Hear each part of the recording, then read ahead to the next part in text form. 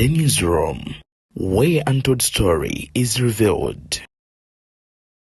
Munnamawulire eyagawummula gwe tuyinza okugamba nti veteran journalist abadde omulwanirizi w'eddembe era ng'awangalira mu ggwanga erya America aliko ebyama ate ebizuuliddwa byagenda maaso n'okubeera nga obaolyawo abuulira Bobi Wine nga tannaba kufa biki byagenze maaso n'okubeera nga amugamba wulira mulimu obubaka obulabula eri President Yoweri Kaguta Museveni bamuyise Shaka Sali, a boy from Kabale ono nga awangalidde mu ggwanga lya America okumala n'ebbanga eriwererako ddala ki ekyagenze maaso n'okubeera nga kimutta byonna bino bigenze maaso n'okubeera nga bizuuka munywanyi beyond the newsroom gwe mukutu koli njagala okera maaso n'okubeera nga nkwebaza n'okugamba nti kyokola kya njawulo nkusaba n'obwombeefu obw'ekika ekya waggulu nga bweri enkola yaffe video soko gimpereka like bwegiwa like ojaba ogiwadde muliro ogugitambuza otuuka ku lese kinoomu ate era mu ngeri yemu nkusaba gwe yakasooka olaba video zaffe ogende maaso n'okubeera nga osubscribinga ku mukutu guneena asobole okubeera nga ate munnange otwegattako mu butongole kona mukadde okajje mu personalize okasemu all ofune notification ku mboozi zonna ze tuteekayo buterevu Shaka Sali Ebuvanjuba nebugwanjuba ewaka wasigalawo ewasinga Beyond the Newsroom gwe mukutu ogukuleetera ekyo ekisinga katiranga naffe ng'oyita ku noti 771 44 53 ne noti 744 26 45 na bino bikulu tetulanga bafere tetulanga basawo ba kinnansi n'abagwa mu koowe eryo mwebale kutuwagira. Thank you. yazalibwa mwaka gwa 1905 omwezi 3 era nga wetwogerera olunaku omwezi gubadde gwakuna abadde agenda beera nga aweze emyaka 72 egy'obukulu agenze maaso n'okubeera nga ava mu bulamu bw'ensi eno amanyikiddwa nga Shaka Sali. Shaka Sali abangi mumumanyi era His Excellence Robert Kyagulanyi Ssentamu ayogedde bingi nnyo naddala ebimukwatako wabula ngenda sooka okugenda maaso n'okuba nga nkuwa vidiyo eno olabe butya bwagenze maaso n'okubeera nga amwogerako ate era olabe n'ebigambo bya Shaka Sali ebimu ku ebyo byasembayo okwogera ne shows ya hosting ajjukira ono munnamawulire abadde akola n'omukutu ogumanyikiddwa nga ogwa Voice of America ng'akola program emanyikiddwa nga Straight Talk wano nno wabadde akyaliza abakulembeze okuva mu Africa yonna nga boogera ku nsonga ezo eziruma baana abawukulukalo lw'omuddugavu baki tuyinza okugamba banna Africa era nga yakyaza ne His Excellence Robert Kyagulanyi Ssentamu nattotola ensonga ngenda okuwako ku video nga Shaka Sali atadde Katikkiro Mayiga ku nninga nga nnyonnyola butya bwe bagenda maaso n'okubeera nga awere nemba n'emisango gyabo abazze babba ettaka mu Buganda n'okwefuula bakamenyo mu kubba ettaka waneeno kakati musajja mukulu ono amanyikiddwa nga Shaka Sali abangi temumumanyi wabula ono guy yagenda maaso n'okubeera nga ava mu ssomero nga muto ntayingira amaje agamini wano no government yagenda maaso n'okuwamba kwe kunoonya obubudamu bw'atyo n'addukira mu ggwanga lya America bw'atuuka eyo nno yagenda maaso n'okubeera nga afuna bachelor's degree master's degree kuteeka doctorate in cross cultural communications from okuva mu University ya California wali eri mu Los Angeles era yagenda maaso n'okubeera nga omulenzi ono asomerako wali eri went to Chikunjiri Primary School for his primary education n'agenda maaso n'okubeera nga asavinga mu magye g'eggwanga erya Uganda as a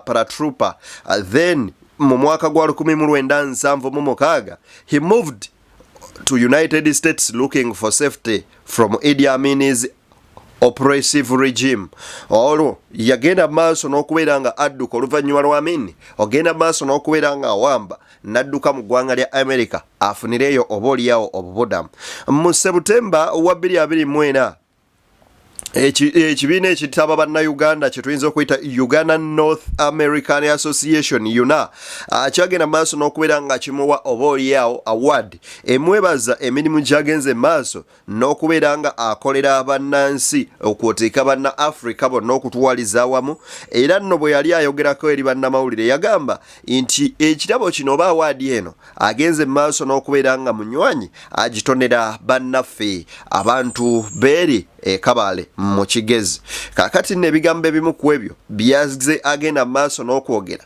ng'abuuzibwa nti lwaki tagenda maaso na kubeera nga tayagala President Museveni era nga bamubuuza buzibu ki bw'oyina eggwe ne President Museveni n'agamba sirina buzibu bwonna wabula kintu kye tusinga okubeera nga twetaaga oba nga twagala kwe kubeera n'obukulembeze obulungi obufaayo eri abantu baabwo obukulembeze obugenda mu maaso n'okubeera nga munnange buwa services bannansi nga tebadaaga nga bafuna amadagala mu malwaliro bannansi nga bafuna services ez'omwenkanonkano so sigenda mu maaso na kubeera nga basuulibwa mu muguluka ebigambo bya Shaka bino biwulirize.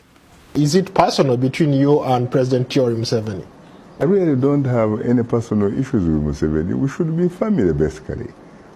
All I have is the problems about the manner in which he goes about governing the country.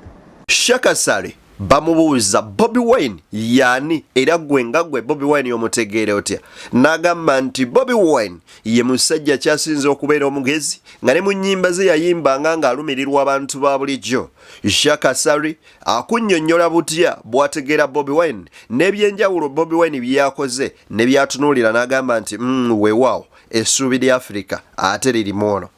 What makes Bobi Wine tick? Who is this young, remarkable guy?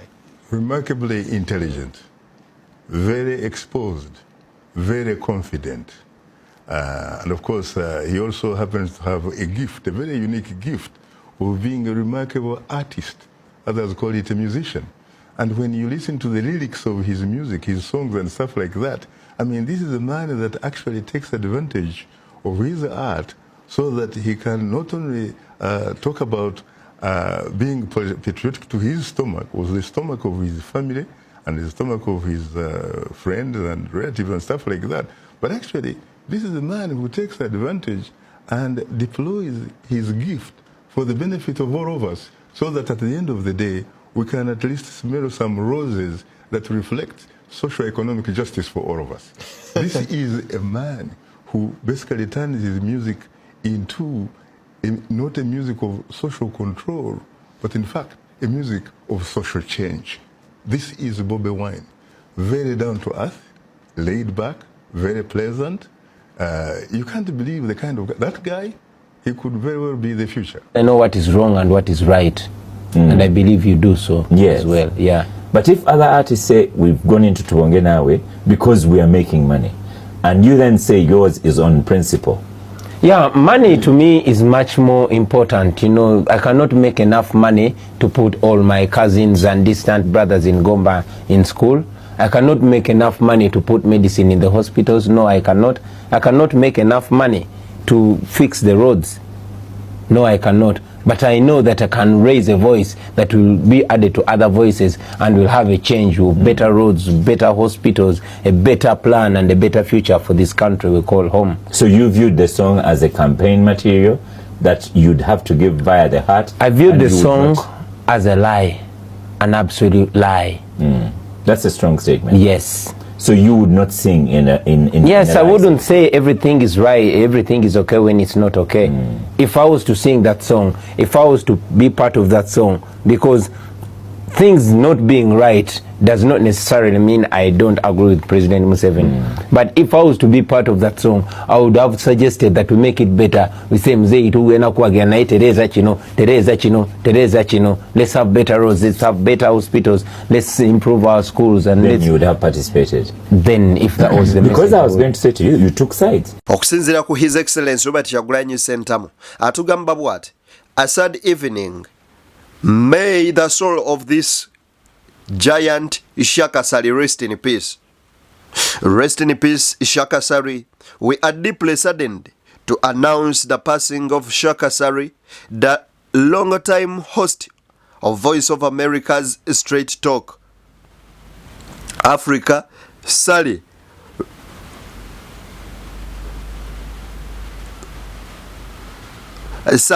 revered journalist and broadcaster, passed away at the age of 71, 2 weeks shy of his 72nd birthday, leaving behind an indelible legacy in African journalism.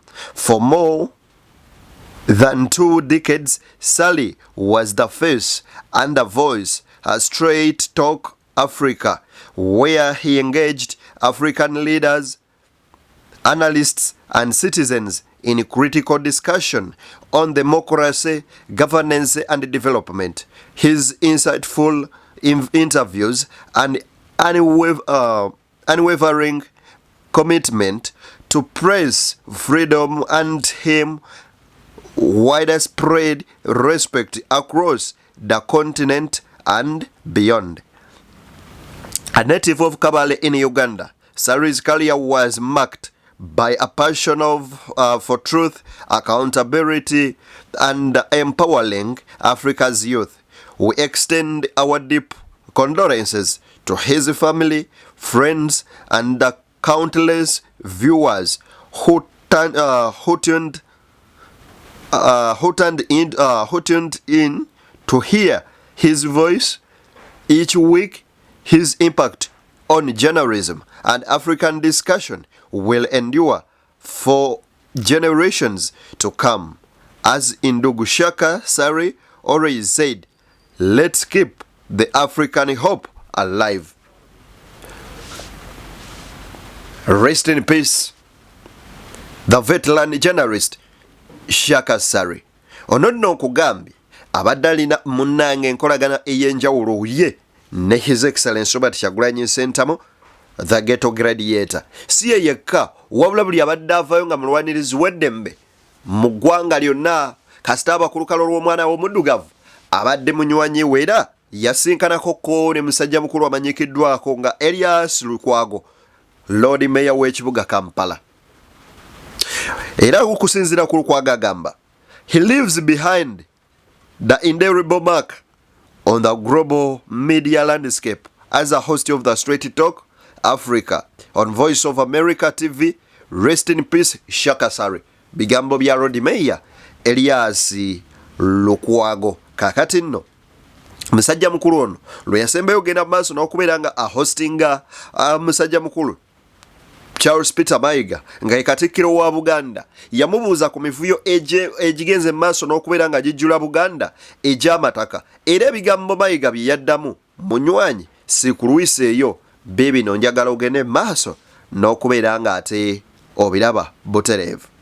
Is it that we have chaos now? Because there is chaos in the land offices, because there is corruption, because the police can't investigate grabbers of land and bring them to book, because the courts can't adjudicate land cases in a timely manner. I am a lawyer, and before I became Katikkiro, because now I'm on sabbatical as far as legal practice is concerned, I don't have the time, I prosecuted a case for 10 years involving a small piece of land, and I couldn't get a judgment from the courts. You couldn't? No, and one of the parties died along the way. So those are the challenges that we need to address. It has nothing to do with the 1900 agreement or the Miloland system. Whoever believes that has got a lot to learn. Kakati nno guba guli gutyo. Olunaku lwakya ng'endala bwe zikya n'agenda mu maaso n'okubeera ng'akyaza His Excellency Robert Kyagulanyi Ssentamu. Yamubuuza ku bigambo bingi okwali ne musajja mukulu mu na opposition w'eggwanga erya Kenya Raila Odinga okuvayo n'agamba nti akanerayize nga nze president alondeddwa abantu. N'amubuuza butya eddembe ly'obuntu bwe lirinnyireddwa mu ggwanga lya Kenya ne wano mu ggwanga lyattu Uganda engeri gye bali banneyiba, gw'olowooza ekiri eri tugambe nti nno kiri wala nnyo oba kiri kumpi era ne Uganda, ye kiki ekiraga eri bannansi ba Kenya k'oteeka ne bannansi b'eggwanga lyattu Uganda. Bibi n'ebigambo Bobi Wine bye yaddamu ng'asisinkanye Shaka Sali munywanyi gwangoberera. Tuli ku Beyond the Newsroom, ensonga nkulu ate era zigenda mu maaso n'okuba nga zinnyonnyolwa mu ngeri ey'ekintu kikulu. Let me ask you a question about Kenya. Yes. A very key neighboring country. There are a lot of things happening there. You recently heard, of course, major opposition leader Raila Amolo Odinga taking an oath of the people's president and demanding for what he calls, among other things, electoral justice. You had the government reacting by obviously arresting people and in fact going to the extent of shutting down even private media stations so that people do not get information you had a situation where the government ignores, for example, 5 court orders to release one Miguna, an activist and lawyer, and in fact deporting him to Canada even though he was born in Kisumu as a citizen. And the constitution of Kenya actually says you cannot revoke anybody's citizenship, you cannot deport a citizen from your country. How do you respond to that? And people that live in the diaspora and yet come from countries like Uganda and Kenya. Kenya is our immediate neighbor, and whatever happens in Kenya has a direct bearing on Uganda. I mean, we are brothers, only separated by artificial borders. It's important to pay attention on what's happening in Kenya. Yes, Kenya, all of us who are proud of the Kenyan judiciary when it followed, when it exhibited the strong independence of the judiciary. I mean, it was the first annulment of a presidential election in Africa. And the 4th in the world, as a matter of fact. Sure. So that is something to be proud of. And indeed, yes, it was respected by the president, by the incumbent and the opposition. And they went to the polls.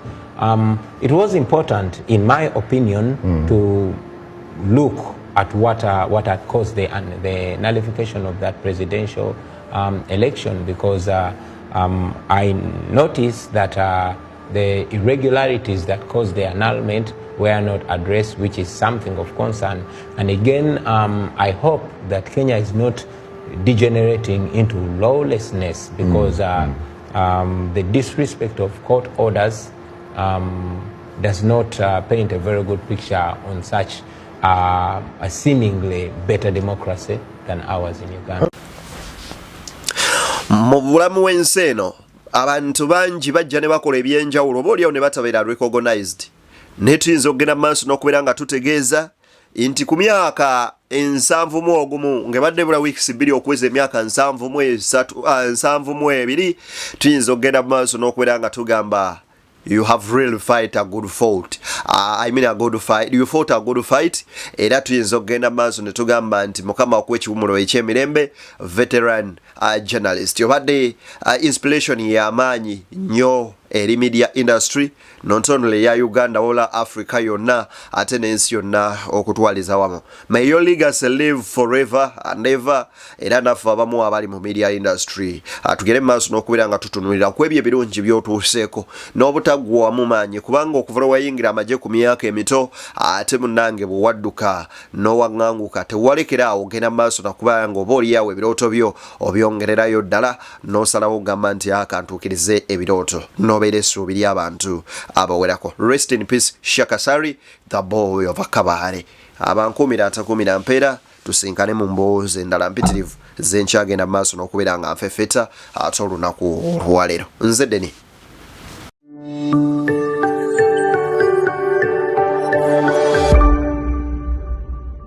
Beyond the newsroom, where untold story is revealed.